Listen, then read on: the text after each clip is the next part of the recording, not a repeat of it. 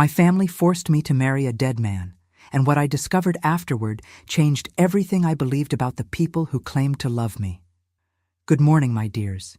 It's me, Layla Matthews. I'm 91 years old, and today I'm going to tell you a story that I've kept in my heart for decades. A story that begins with a dream and ends with a revelation that no one could have imagined. Before I start, I'd like to ask you to like this video and subscribe to the channel. This helps me continue sharing my stories with you. Let me know in the comments where you're watching from. I'm always curious to know who the kind souls are that dedicate their time to listening to the memories of an old lady like me. The year was 1954. I was only 18 years old and lived with my family on a small property in rural Kentucky near the Appalachian region. Our life was simple, not to say impoverished. My father, Mr. Joseph Matthews, was a hard-working man who cultivated a small piece of land. My mother, Mrs. Margaret Matthews, took care of me and my 4 younger siblings.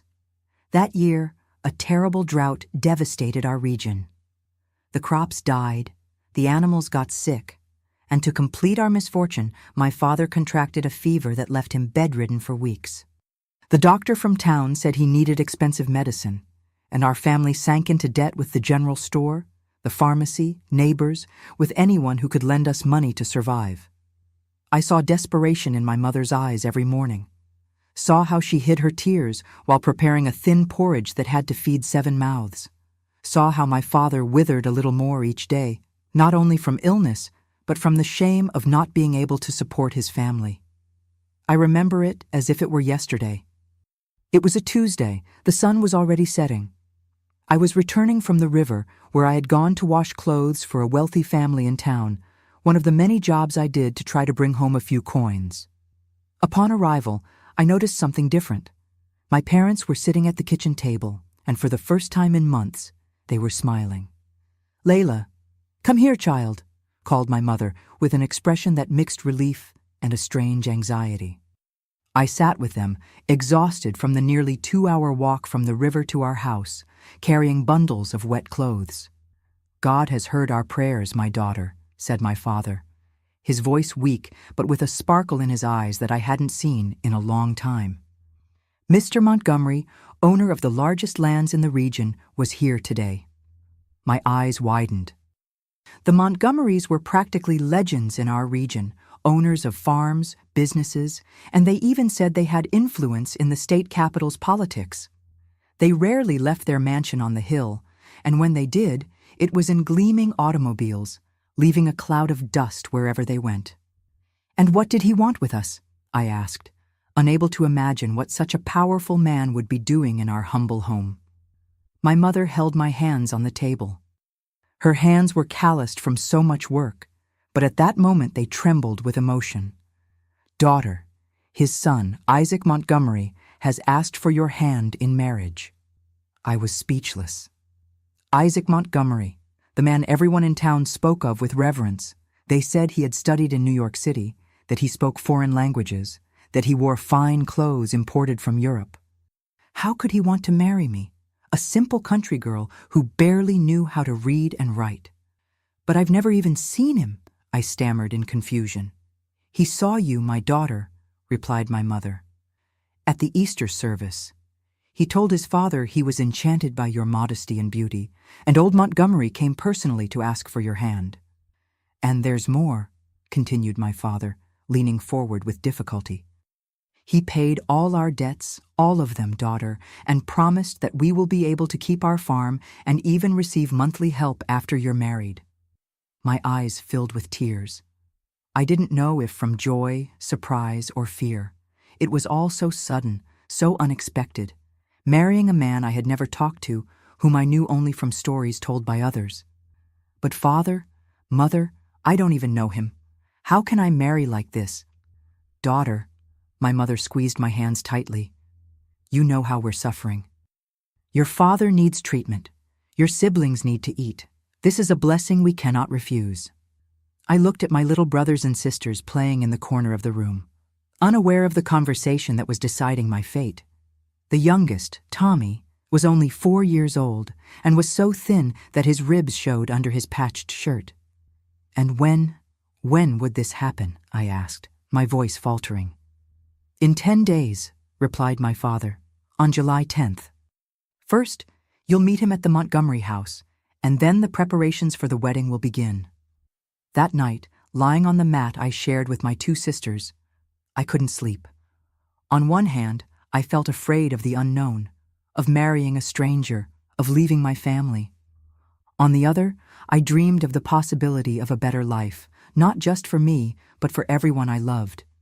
In the days that followed, our house turned into a celebration.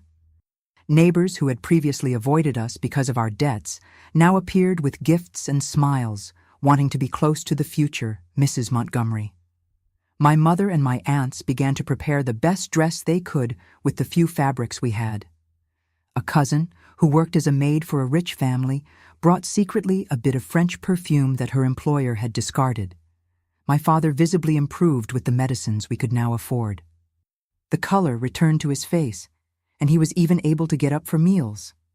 My siblings finally had enough to eat, and their laughter filled the house again. And I lived between dream and fear. I tried to imagine what Isaac Montgomery would be like up close. Would he be kind, loving? Would he respect a simple girl like me? Sometimes I caught myself smiling alone, imagining a beautiful house, healthy and well-fed children, visits to my parents bringing presents for my siblings. Other times, I woke up in the middle of the night in panic. What if he was cruel? What if he treated me like a servant? Or worse, what if he regretted it when seeing me up close, realizing I wasn't what he expected? My mother noticed my doubts. One afternoon, while we were washing clothes together in the house tub, she approached and fixed a strand of my hair. "Daughter, I know you're afraid, it's natural, but remember that this is an opportunity that God has placed in our path. The Montgomerys could choose any girl in town, daughters of merchants, of farmers, but they chose you. There must be something special they saw in you." Her words comforted me a little, but the anxiety remained.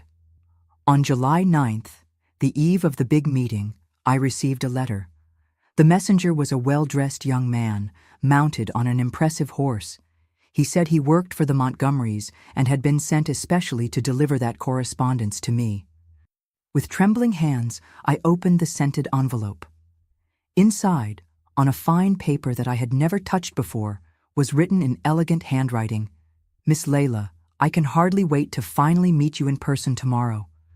Know that from the moment I saw you in church, your face has not left my thoughts. I promise to do everything to be a good husband and to ensure that your family never lacks for anything. Until tomorrow, Isaac Montgomery." That letter was like a balm for my troubled heart. The words were kind, respectful. Maybe everything would work out after all. I showed the letter to my mother, who cried with emotion. My father read it aloud to the neighbors who came to visit, as proud as I had ever seen him. The morning of July 10th dawned with a blue sky without clouds, like a promise of better days. I dressed with the greatest care. The dress that my aunts had sewn was simple, but the most beautiful I had ever worn. It was light blue, with small details embroidered on the neckline. My mother combed my long black hair and tied it with a ribbon that she had kept from her own wedding. "You look beautiful, my daughter," she said with tears in her eyes. "You will capture his heart once and for all." At noon, a black and gleaming automobile stopped in front of our house. The driver, a middle-aged man wearing an impeccable uniform, got out and announced that he had come to pick me up for the meeting with my future fiancé. My heart was beating so hard, I thought everyone could hear it. I hugged my parents and siblings, promised I would return soon to tell all the details, and entered the most luxurious automobile I had ever seen in my life. During the journey to the Montgomery mansion, I observed the familiar landscapes of my town through the window with new eyes, the small houses, the stores, the church. Everything seemed smaller now, as if I were already saying goodbye to that world. When we finally arrived at the Montgomery property, I was breathless. The mansion was even more imposing than they said. A 2-story building with columns at the entrance, surrounded by immaculately maintained gardens. Uniformed employees walked hurriedly along the stone paths. The driver led me to the entrance, where an elegant woman awaited me. It was Mrs. Esther Montgomery, my future mother-in-law. Tall, thin, with impeccably arranged gray hair and wearing jewelry that sparkled in the sun, she analyzed me from top to bottom when I got out of the car. "So you are Layla," she said with a smile that didn't reach her eyes. "Welcome to our home. Isaac is anxious to see you." I swallowed hard and thanked her with a thin voice. Mrs. Esther led me through an entrance hall with marble flooring decorated with furniture that seemed to have come out of a palace. Huge paintings covered the walls, depicting people I imagined to be ancestors of the Montgomerys. We walked down a long corridor, our steps echoing in the silence. With each step, my heart accelerated more. Finally, we stopped in front of a dark wooden double door. "My dear," said Mrs. Esther with a voice that suddenly seemed strangely solemn. "It's time to meet Isaac. He is resting, but waiting for you." That pause caused me a chill, but I attributed it to my own nervousness. Mrs. Esther opened the doors and invited me to enter. The room was dark, with heavy curtains almost completely closed. Only a few candles illuminated the environment, creating dancing shadows on the walls. In the center of the room was something that at first I couldn't distinguish. When my eyes adjusted to the dim light, my blood froze. There, on a table covered with a black cloth, was an open coffin, and inside it, my knees weakened and the world began to spin around me. Inside the coffin, dressed in an impeccable suit and with hands crossed over his chest, was a man, a dead man. "Isaac is waiting for his bride," said Mrs. Esther behind me, her voice now cold as ice. "Won't you greet your future husband?" And it was at that moment that I understood. The man I was going to marry was already dead. I don't know how long I stood there paralyzed, looking at the lifeless body of Isaac Montgomery. My thoughts jumbled as I tried to understand what was happening. I felt the ground disappear beneath my feet, and everything went dark. When I regained my senses, I was lying on a sofa in another room in the mansion. Mrs. Esther was sitting near me, along with an elderly man, who I later discovered was Colonel Montgomery, Isaac's father. I tried to get up, but my body seemed made of lead. "Calm down, girl," said Colonel Montgomery. His voice was as rough as gravel. "I know you must be frightened, but everything has an explanation." Tears ran down my face as I stammered disconnected questions. How? Why? What was happening? "Isaac passed away 3 days ago," explained the colonel coldly. "A sudden fever took him. But the arrangements for your wedding were already made, the documents prepared, the agreements established." "But how can I marry someone who is already gone?" I asked between sobs. The old Montgomery exchanged a look with his wife before continuing.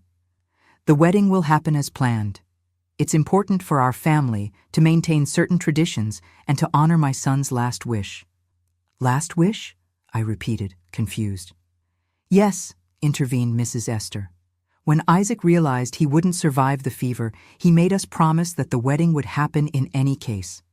He really was enchanted by you, girl, and wanted to ensure that you and your family would be protected even after his departure."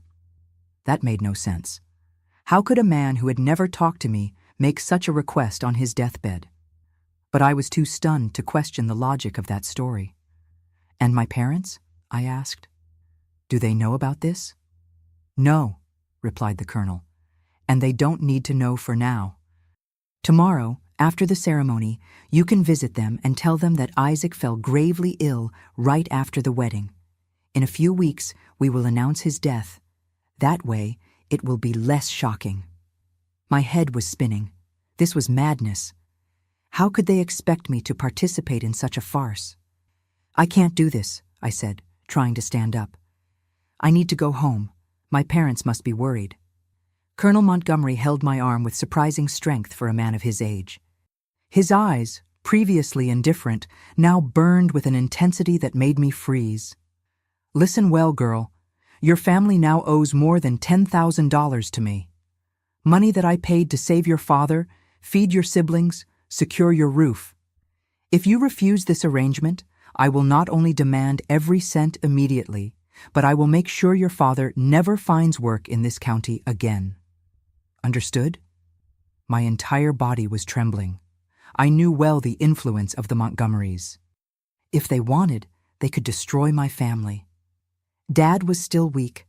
Mom couldn't support everyone alone, and my siblings were still too young. Please, I begged, at least let me talk to my parents, explain what happened. Impossible, cut off Mrs. Esther. The ceremony will be at midnight. Afterwards, when everything is resolved, you can visit them briefly, under our supervision. The hours that followed were a blur of horror and despair. I was taken to a room where two silent maids helped me dress in a black bridal outfit, as if I were already in mourning. My hair was tied in a severe bun, covered by a black veil. While they prepared me, I cried silently, begging God to wake me from that nightmare. But it wasn't a dream, it was real, terribly real. At midnight, as promised, I was led to the private chapel on the property. It was a small, ancient building, illuminated only by candles that projected dancing shadows on the stone walls. At the altar, Isaac's coffin was already positioned, open, displaying its occupant as in a morbid exposition. An elderly and trembling priest awaited with an indecipherable expression. Around, only about a dozen people, presumably relatives of the Montgomerys, all with faces and gazes that avoided mine. The ceremony was short and surreal. I vaguely remember repeating words they told me to say, of a ring being placed on my finger. I remember the sweet and nauseating odor that emanated from the coffin, the serene and artificial expression of the dead man they now called my husband.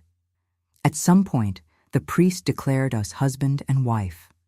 There was a brief silence, and then Colonel Montgomery approached me. "Now you are Layla Montgomery," he said in a low voice. "A respectable widow who will have everything she needs as long as she honors our agreement and keeps up appearances." After the macabre ceremony, I was led to a room at the back of the mansion. It was a simple room compared to the rest of the house, but still more luxurious than any place I had ever slept. There was a canopied bed, a dark wood wardrobe, a dressing table with an oval mirror, and a small window that overlooked the back garden. "This will be your room," informed Mrs. Esther. "Tomorrow, we will discuss your responsibilities as the widow of my son." She left, locking the door from the outside. I was left alone with my despair, crying until I had no more tears, praying until the words lost meaning. I didn't sleep that night. How could I? Each time I closed my eyes, I saw the pale face of Isaac Montgomery, smelled the odor of the coffin, heard the threatening words of the colonel. The next morning, Mrs. Esther entered the room with two maids who carried a tray with breakfast and several pieces of black clothing. "From today on, you will wear only mourning clothes," she declared, "as is appropriate for a widow. This afternoon, we will allow you to briefly visit your parents to explain the situation as we agreed. You will say that you married Isaac yesterday and that today he woke up very sick with the same fever that had been afflicting him for days." For how long will I need to lie?" I asked, my voice hoarse from so much crying. "2 weeks will be sufficient. Then we will officially announce my son's death.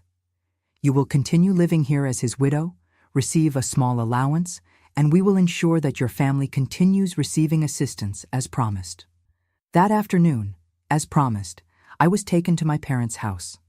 Colonel Montgomery made a point of accompanying me to ensure I would follow the agreed script. The happiness on my parents' faces, when they opened the door for me, quickly turned to concern when they noticed my dark clothes and my worn face. Before they could ask questions, the colonel spoke up, explaining that his son had fallen gravely ill right after the wedding ceremony. "It's a mysterious fever," he said with false sadness. "The doctors are doing their best, but I fear the worst." I brought Layla for a brief visit, as she was very anxious to see her family. My mother hugged me tightly, whispering words of comfort. My father shook the colonel's hand, thanking him for taking care of me and offering prayers for Isaac's recovery. My little siblings surrounded me, showing me the small presents they had bought with the money they now had.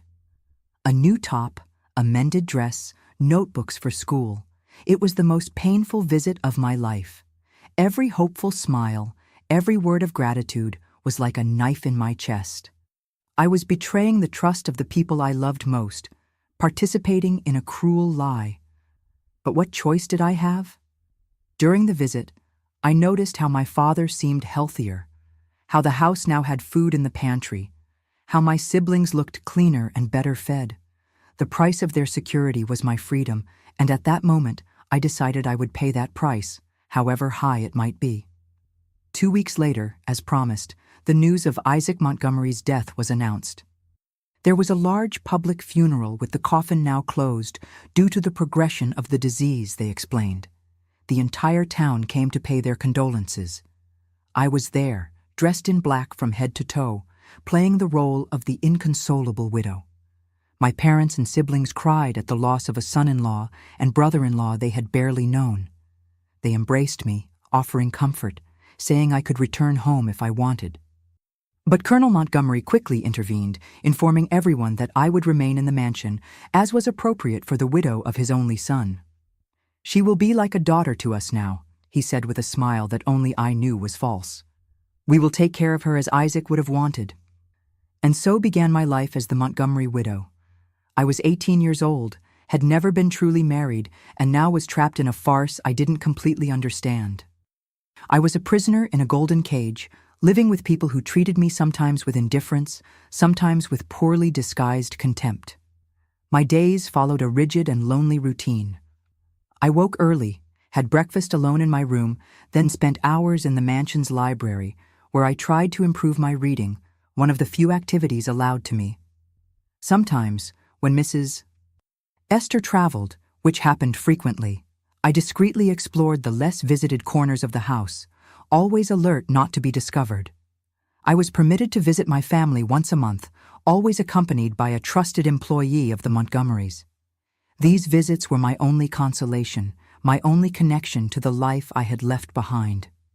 As the months passed, I noticed strange behaviors in the mansion. Unknown men arrived for secret meetings with the colonel. Documents were quickly hidden when I entered a room. Conversations were abruptly interrupted in my presence. Something obscure was happening in that house, something that went beyond the farce of my marriage. One night, almost 6 months after my arrival at the mansion, I heard a heated discussion coming from the colonel's office. It wasn't my habit to listen behind doors, but something in the urgency of the voices attracted me. "The documents need to be renewed," said an unknown voice. "His signature won't serve us forever." "That's why we arranged the girl," replied the colonel. "Her signature as a widow is almost as good as his." "And she doesn't suspect anything?" "She's an ignorant country girl," replied the colonel with a bitter laugh. "She thinks we're doing all this because of family tradition. As long as her family continues receiving money, she'll continue obeying." I moved away from the door, my heart beating uncontrollably. What did that mean? What documents? Why was my signature so important? That night, lying in my bed, I began to realize that there was much more to this story than a simple posthumous marriage. Something dark was hiding behind the walls of that mansion. Something that involved money, power, and secrets. And I, without knowing, had become a fundamental piece in this shadowy game. That's when I decided that if I was condemned to live in that golden prison, at least I would discover the truth. I needed to understand why the Montgomerys had chosen me, why they had insisted so much on marrying me to a man who was already dead, and perhaps find in that truth a way to recover my freedom.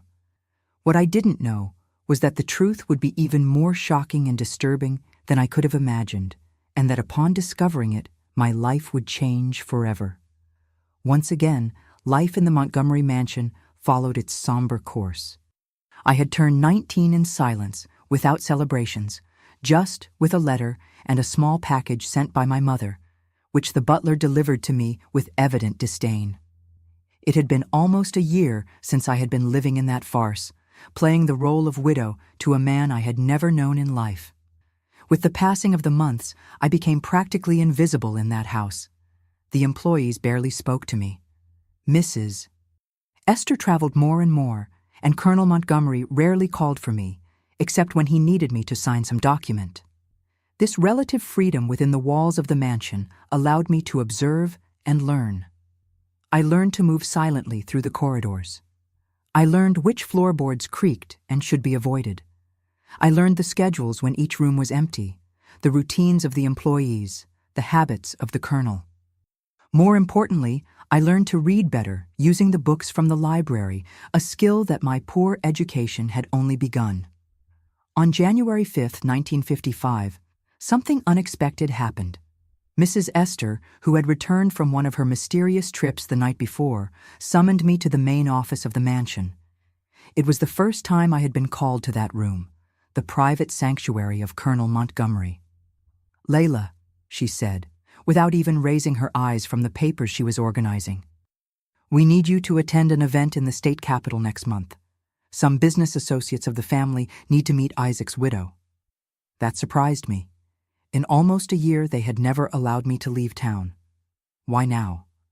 "Why?" I asked, trying to keep my voice firm, hiding the agitation I felt inside. "Don't question, just obey," replied Mrs. Esther coldly. "A dressmaker will come tomorrow to prepare appropriate clothes. Remember what is at stake. Your family's well-being depends on your cooperation." I left the office with a buzzing mind. Why, after keeping me hidden for so long, did they want to display me publicly? What was changing? As I returned to my room, I noticed that the door to the room that served as the family archive was ajar, something unusual, as that door normally remained locked. I looked around to confirm that I was alone in the corridor, and in an impulse of courage, slipped inside. The room was full of shelves and files. The weak light that entered through the window, covered by heavy curtains, barely illuminated the documents. I knew I didn't have much time before someone noticed the open door or my absence. So I moved quickly, examining the most accessible papers. That's when a familiar name caught my attention. In a folder left open on the central table, I saw the name Isaac Montgomery on a document that seemed official. My heart raced as I approached to read better. It was a death certificate. It wouldn't be strange, except for one detail that made my blood freeze: the date. According to that document, Isaac Montgomery had died on February 22, 1949, more than 5 years before our supposed marriage. My hands trembled so much that I almost dropped the paper. How was that possible? Who then had I married in that macabre ceremony? I heard footsteps in the corridor and quickly put the document back in the folder, exactly as it was. I slipped out of the room and ran to my bedroom, my heart beating like a drum in my chest. That night I couldn't sleep. My mind spun with unanswered questions. If Isaac had died years before, who was the man in the coffin? Why did the Montgomerys need a false widow? Why me? In the days that followed, I observed the house and its occupants with new eyes. Each movement, each word gained a new meaning. I realized I was at the center of a much larger and more complex scheme than I had ever imagined. A week after the discovery, I had an idea. During my monthly visit to my family, I asked my mother to lend me an object of sentimental value, a small crucifix that had belonged to my grandmother. I explained that I wanted to have it with me to feel closer to them. She agreed, without suspecting I had other plans. Back at the mansion, I used the crucifix as an excuse for something more risky. I approached Mrs. Esther, who had returned from another trip. "Ma'am," I said, keeping my eyes low in a sign of respect, "I would like to visit my husband's grave to pray for his soul. I brought this family crucifix to leave with him." Mrs. Esther studied me for a moment, her cold eyes assessing my intentions. "I see no need for that," she replied dryly. "Your prayers can be made from anywhere." "Please," I insisted, feigning emotion. "It's been almost a year, and I haven't been able to pay my respects properly. As his widow, it's my duty." Perhaps it was the mention of the time past that convinced her. Or perhaps she just wanted to avoid raising suspicions by denying such a reasonable request. After a long silence, she nodded. "Very well. Tomorrow morning, Sebastian will take you to the cemetery. You'll have half an hour, no more." Sebastian was the driver, a taciturn man who rarely spoke, but whom I suspected was more observant than he showed. The next day, as agreed, he drove me to the municipal cemetery in complete silence. The cemetery was large and well-maintained, with tombs that reflected the same social division as the town. Sumptuous mausoleums of rich families in the central area and simple graves on the edges. Sebastian led me directly to the Montgomery family mausoleum, an imposing marble construction with carved angels guarding the entrance. "I'll wait here outside," he said, his first comment since we had left the mansion. "Don't delay." I entered the mausoleum with a racing heart. The interior was cold and silent, with marble plaques on the walls indicating the names of the deceased. I quickly went through them until finding the one I was looking for. Isaac Montgomery, 1920–1949. There it was, in marble and gold, the confirmation of what I had seen in the document. The real Isaac Montgomery had indeed died 5 years before our fake wedding. I observed the date more carefully. Deceased on February 22, 1949, in New York City. So he really had studied there, as the story said. But what had happened? I examined the plaque for more information, but there were no details about the cause of death. Beside the plaque was a framed photograph. I approached to better see the face of the man I had supposedly married. He was a young man with delicate features, with light eyes and a serious expression. Nothing like the corpse in the coffin during our wedding ceremony. I left the mausoleum deeply shaken, but determined to unravel this mystery. Sebastian observed me with curiosity when I returned before the agreed time, but didn't ask questions. Back at the mansion, I concentrated my efforts on finding more clues. The visit to the capital, mentioned by Mrs. Esther, would be in 2 weeks, and I had the feeling it was related to the Montgomery's scheme. One afternoon, when I knew the colonel would be away at one of his meetings in town and Mrs. Esther was resting in her quarters after lunch, I risked exploring the archive room again. This time, I went straight to the drawers marked with the years 1949 and 1950, looking for any document related to Isaac's death. In a yellowed folder, I found newspaper clippings from New York City. One of them briefly reported the death of a young law student, son of an influential family from the interior, in an automobile accident. The name wasn't mentioned in the clipping I was holding, but the date coincided. I kept searching and found something even more revealing. A letter from a lawyer in New York City addressed to Colonel Montgomery, dated March 1949.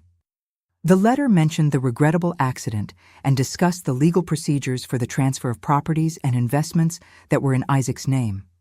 One paragraph in particular caught my attention. As we discussed, the absence of a direct heir significantly complicates the situation. The third-degree cousins from the maternal family could contest the will if they learn of the existence of the assets in New York. I recommend proceeding as per our previous conversation to prevent the properties from leaving the family's control. That letter began to clarify the puzzle. Without direct heirs, part of Isaac's fortune could pass to distant relatives. The Montgomerys were trying to avoid this at all costs, but it still didn't explain why they needed me or why they maintained the farce that Isaac was alive for so long after his death. The answer came a few days later, when I found a semi-hidden document in an accounting book in the library, a place I frequented regularly without raising suspicions. It was a legal agreement, complex, that mentioned various properties and investments that generated substantial income. The document had a specific clause that made everything make sense. The aforementioned properties and investments will remain under the exclusive administration of the holder until his death, when they will pass entirely to his spouse, or, in the absence thereof, will be divided among the legal heirs, as established in the Civil Code. Finally, I understood. Isaac's most valuable properties and investments had a special condition. They could only remain entirely with the Montgomery family if he had a spouse. Without a wife, the assets would be divided among other heirs. The Montgomerys had kept Isaac's death a secret for years, probably forging his signature on documents to continue controlling his properties. But this strategy had limits. At some point, Isaac's physical absence would raise suspicions, They needed a more permanent solution. And that solution was me, an official widow, legally documented, who could sign papers and represent their interests without questioning. A poor girl without formal education, grateful for the financial help to her family, who wouldn't understand the legal aspects of what was happening. The scheme was as cruel as it was brilliant. They never needed a marriage, they needed a widow. And to have a legitimate widow, they needed a documented marriage, even if with a corpse. On January 20th, 1955, I found the final confirmation of my suspicions. Mrs. Esther had gone out for preparations for the trip, and the Colonel was at his farm on the outskirts of town. With the house practically empty, I risked entering the main office. In a locked drawer that I managed to open with a hairpin, a skill I learned by secretly observing one of the employees, I found a complete dossier on me. There were detailed notes about how they found me, why they chose me, and plans for the future. A handwritten note from the Colonel said, "The girl Layla is perfect, large and indebted family, no influential connections, minimal education, presentable appearance for social events when necessary. Her signature as Isaac's widow will give us legal control over the New York assets for at least 2 more decades if we manage the situation properly." Another more recent note mentioned the imminent trip, necessary to present the widow to the New York partners. 5 years is enough time that no one will question discrepancies in appearance or behavior in relation to the real Isaac. At that moment, sitting in the office of the man who had so cruelly manipulated my life, I made a decision. I would no longer be a piece in the Montgomerys' game. I would find a way to escape and expose the truth, but I needed to be cautious. One false move could not only ruin my chances, but also put my family in danger. I needed a careful plan and, above all, evidence I could take with me. The trip to New York City would be in 10 days. It would be my only chance to escape the Montgomerys' control and finally reclaim my freedom. Methodically and carefully, I began to prepare my escape, knowing I would face the greatest challenge of my young life.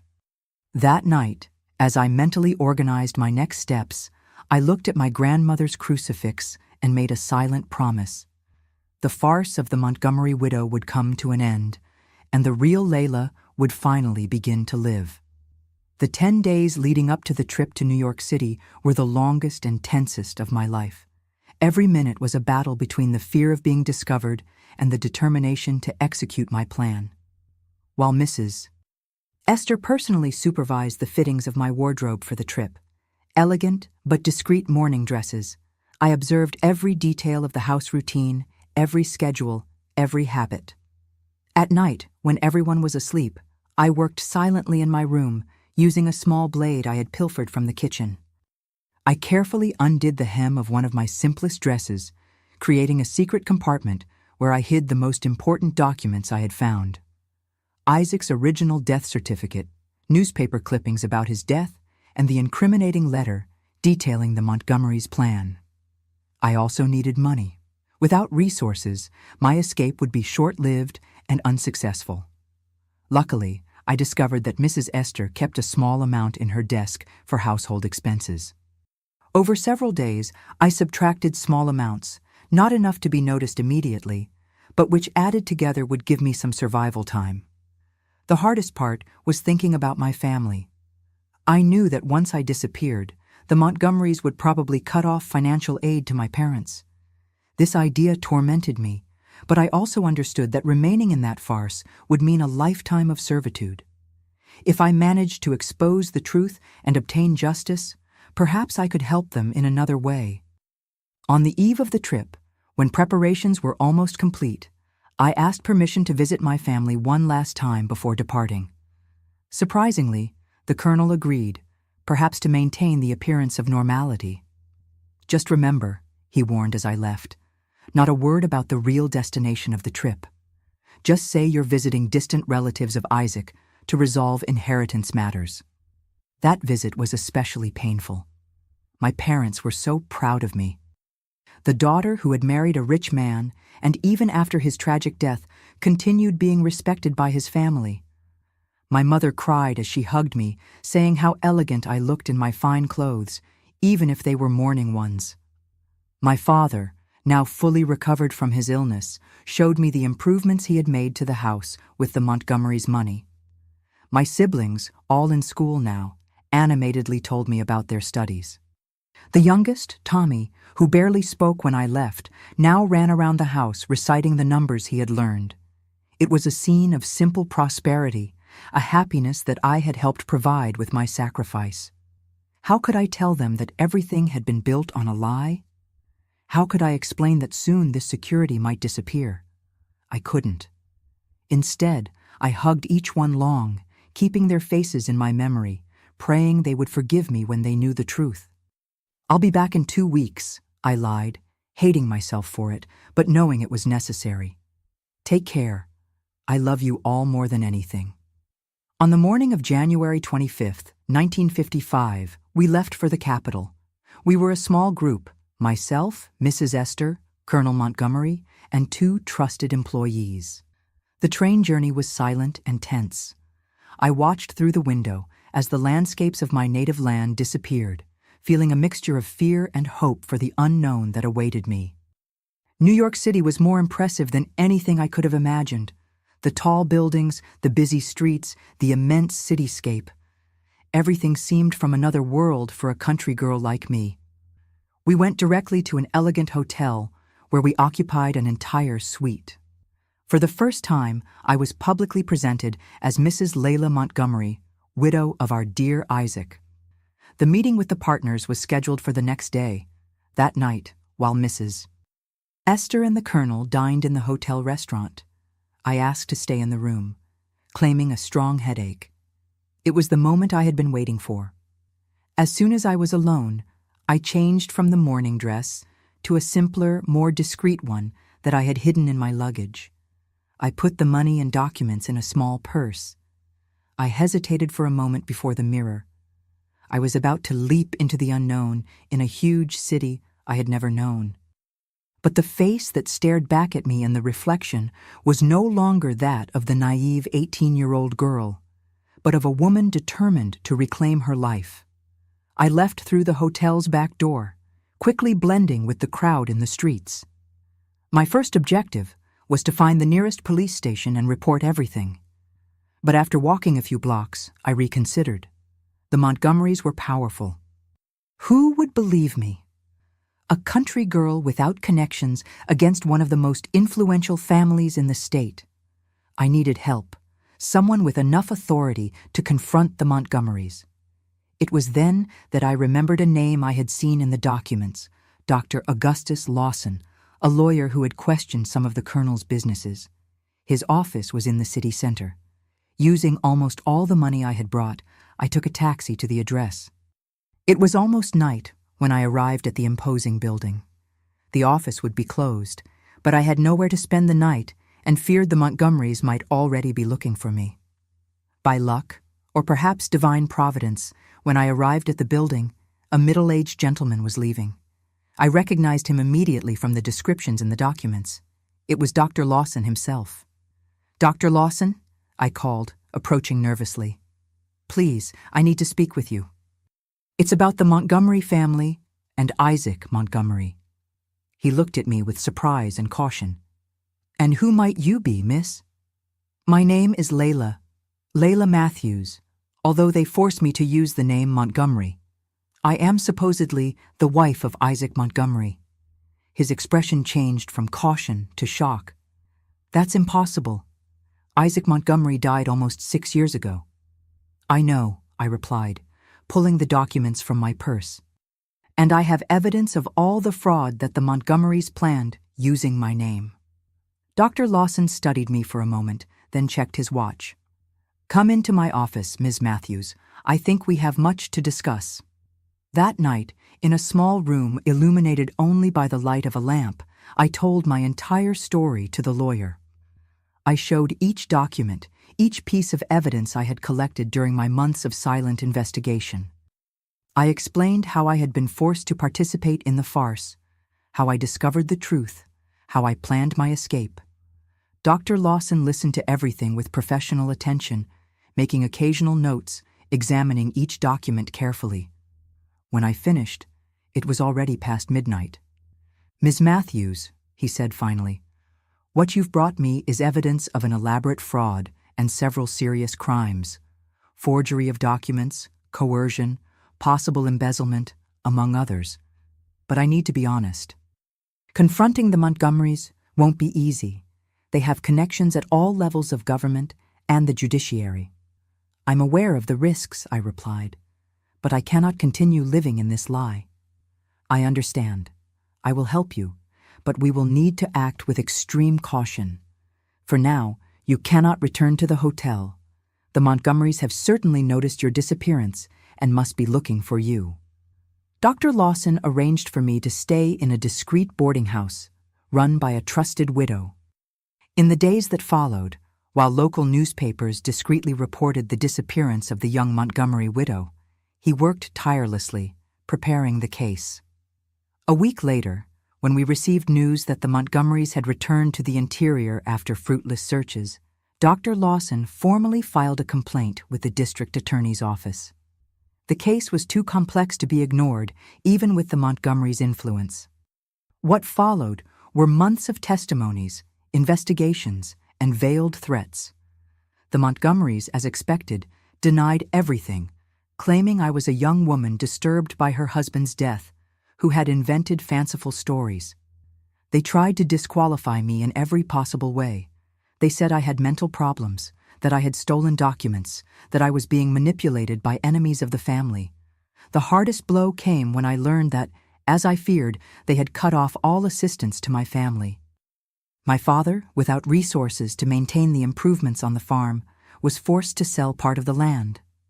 My siblings had to leave school to work. The news shattered me, but also strengthened my resolve. I couldn't give up now. Dr. Lawson, noticing my despair, offered me a small job in his office. I had no experience in administrative work, but I learned quickly. My handwriting, which had improved greatly during my months in the Montgomerys' library, became a valuable asset for copying legal documents. In August 1955, after months of legal battles, we obtained our first significant victory. A federal judge, known for his integrity, ordered the opening of a formal investigation into Isaac Montgomery's properties and the legitimacy of documents signed after his death. It was the first step to dismantle the Montgomerys' fraudulent empire, but the process would be long. During this time, I lived modestly in New York City, working in Dr. Lawson's office and studying at night. He noticed my intelligence and thirst for knowledge and encouraged me to complete my formal education. "The best revenge against those who tried to use you," he said, "is to become someone they never imagined you could be." In January 1956, when the investigation began to reveal the extent of the Montgomerys' frauds, I was finally able to bring my family to New York City. The reunion was marked by tears and painful explanations. My parents were shocked to learn the whole truth, but to my relief, they didn't blame me. They understood that I too had been a victim, trying to protect them in the only way I could. My father found work in a factory, and my mother began to do sewing to supplement the income. My siblings returned to school. We rented a small apartment in a simple but honest neighborhood. It wasn't the life of comfort they had briefly known thanks to the Montgomerys' money, but it was a life based on truth and dignity. In March of that year, the newspapers printed the news we had been waiting for: Montgomery family under investigation for fraud and forgery. The Colonel and Mrs. Esther were indicted along with several accomplices. Their assets were frozen by the court. The legal battle would drag on for 3 more years, but the Montgomerys' empire was already crumbling. One by one, their associates began making deals with the prosecution, revealing more details of the scheme. We discovered that I hadn't been the first widow. There had been at least one previous attempt with another girl, who mysteriously fell ill and died a few months after the wedding. In December 1959, Colonel Montgomery was finally sentenced to 12 years in prison for fraud, forgery, and other crimes. Mrs. Esther received a lesser sentence but also went to prison. The court determined that part of the fraudulently maintained properties should be returned to Isaac's true heirs, and another part sold to compensate the victims of the frauds, including my family. When the verdict was read, I was in law school. A dream I never imagined possible for a poor country girl. With Dr.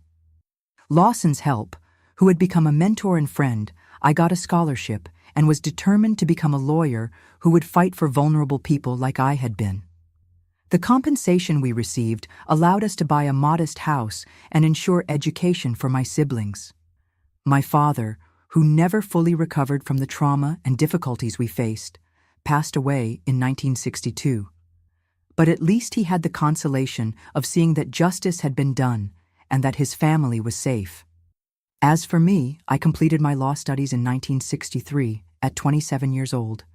I was one of the few women in my class. On the day of my graduation, while receiving my diploma, I thought of the naive young woman who had entered that luxurious automobile in 1954, dreaming of a marriage that would change her life. That marriage really did change my life, but in ways no one could have predicted. That night, back at the small celebration in our house, I kept my diploma in a box along with another document, the annulment certificate of my marriage to Isaac Montgomery, which I had received years before. Legally, I had never been the Montgomery widow.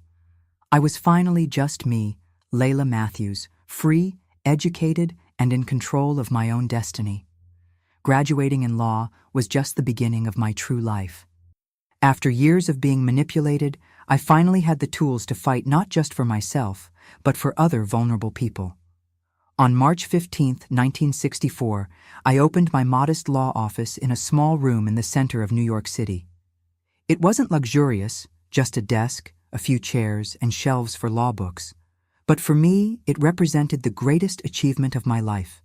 In the first few months, clients were scarce. Who would entrust important cases to a woman lawyer, something still rare in those days? I accepted small jobs, simple consultations, anything that would allow me to gain experience and build a reputation. Nights were dedicated to studying cases similar to mine, cases of family fraud, forgeries, abuses of power. It was during this period that I met Mary Conception, a lady of almost 60 who timidly entered my office on a rainy day in July. Her story made my heart ache. She had worked for 30 years as a housekeeper for a wealthy family who had promised to leave her a small house in their will. When the employer died, the children kicked her out with nothing, claiming there was no such document. "No one wants to take my case, counselor," she said, wiping away tears. "They say it's the word of a maid against a respected family." I looked at that woman who, like me, had trusted in the promises of the powerful and made my decision. "I'll take your case, Mrs. Mary, and I won't give up until we get justice." For 6 months, I worked tirelessly, gathering witnesses, former employees, neighbors who had heard the deceased mention his desire to compensate Mary's loyalty. We faced postponements, intimidation attempts, offers of miserable settlements. We refused them all. In February 1965, when the judge ruled in Mary's favor, granting her not only the promised house, but also compensation for moral damages, I realized my true vocation. I would not just be a lawyer, but an advocate for those who, like me, had been victims of people who abused their power and position. Mary's case brought other clients, mainly women in vulnerable situations, true widows who were deceived by greedy relatives, wives who lost everything in unjust divorces, domestic workers exploited by abusive employers. Each victory brought more cases. Each case taught me more about the multiple forms of injustice that existed, especially against women. In 1967, I bought a larger house for my mother and my younger siblings, who were now all studying. The youngest, Tommy, was following in my footsteps in law school, to my immense pride. My mother, who had aged prematurely after so many difficulties, could finally rest in a comfortable and secure home. It was during this time that I reconnected with Robert Fields, a journalist who had covered the Montgomery case years before. He was researching for a book on major frauds in America, and wanted to include my story. I initially hesitated. I had worked so hard to leave behind the identity of the Montgomery widow, but Robert convinced me that sharing my experience could help other people recognize similar schemes. Our meetings to discuss the book turned into dinners, and the dinners into long walks along the streets of New York. At 32, I, who had sworn never to trust a man again after the Montgomerys' manipulation, found myself falling in love with this man with a gentle gaze and firm principles. On December 20th, 1968, we married in a simple ceremony, only with close family and friends. My mother cried throughout the celebration, this time tears of true joy. When we left the church as husband and wife, I felt that a cycle was closing. My first marriage had been a macabre farce, an entry into a period of darkness. This one was real, luminous, the beginning of a new phase. Robert's book, Marriages, Lies, and Inheritances, Great Frauds of the American Elite, was published in 1969 and included a detailed chapter on the Montgomery case. The book became a success, exposing similar schemes in other regions of the country. We received letters from readers, some reporting similar situations, others thanking us for the warning. In the same year, I discovered I was pregnant. On June 2, 1970, at 34 years old, I gave birth to our daughter Clara, a name chosen to represent the light that had entered our lives. When I held her in my arms for the first time, I made a silent promise. She would never know the type of despair and manipulation I had faced. She would grow up strong, independent, educated about her rights. Balancing motherhood with career was challenging, but Robert was always a present partner, sharing responsibilities in an era when this was rare. I temporarily reduced my cases, focusing only on the most important ones, often working from home while Clara slept. In 1975, when Clara was 5 years old, I received an invitation that would again change the course of my career. A women's rights defense organization invited me to join their legal team. The work involved not just representing women in individual cases, but also fighting for legislative changes that would better protect women's rights. I accepted the challenge and plunged into a new battle. We traveled across the country, documenting cases of abuse, organizing meetings with legislators, pressing for reforms. It was exhausting work, but deeply rewarding. With each new law passed, each right secured, I felt I was transforming my own trauma into something positive for other women. During these years, I maintained distant contact with my hometown. Occasionally, I received news about the Montgomerys. The colonel died in prison in 1972. Mrs. Esther, after serving her reduced sentence, ended her days in a simple house on the outskirts of the town, abandoned by former friends and associates.